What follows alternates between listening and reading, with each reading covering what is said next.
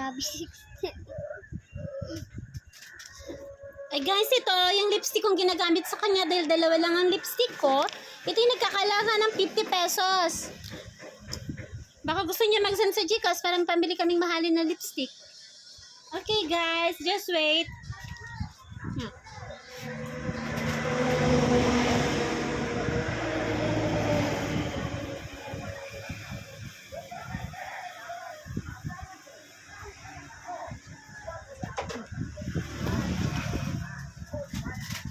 Hello.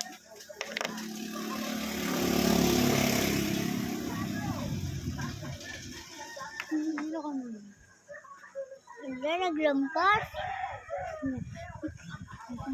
Ako mag-aayos eh.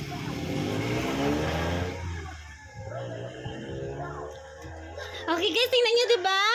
Nag-iba na yung aura niya. Tingnan nyo pa, mas gaganda pa ito later.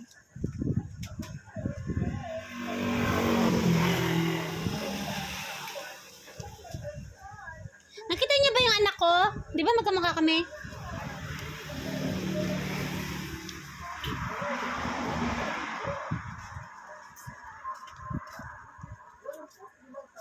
Di ba guys, sabi ko sa inyo hindi ako magaling mag-makeup. Eh sinasabi ko na agad sa inyo, baka i-bash nyo ako eh. Suntukan na lang tayo. Oh, di ba? Look, oh. Di ba sabi ko sa inyo, ay ano, magkamukha na kami. Guys, tingnan nyo pa siya, makeup pa lang yan. How na lang sa personal. Oh, nakikita nyo na kung ano siya kaganda. Laban nyo sa akin yung mga anak ninyo. Oh, di ba mag-ina kami? Tingnan nyo yung bangs namin parihas. Oh. Ganyan na pa pala. Oh, di ba naganyan pa siya ng buhok? Guys, tingnan yung suklay namin, guys. Sira na. Bigyan nyo kaming pambili. Oh. Kaya talaga pagka walang pera. Eto na guys, tingnan nyo, di ba sexy ni Madam Mora?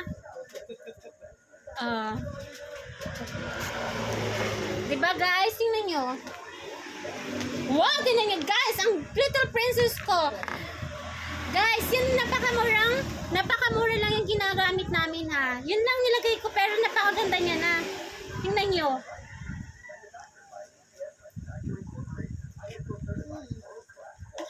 Oh guys, look.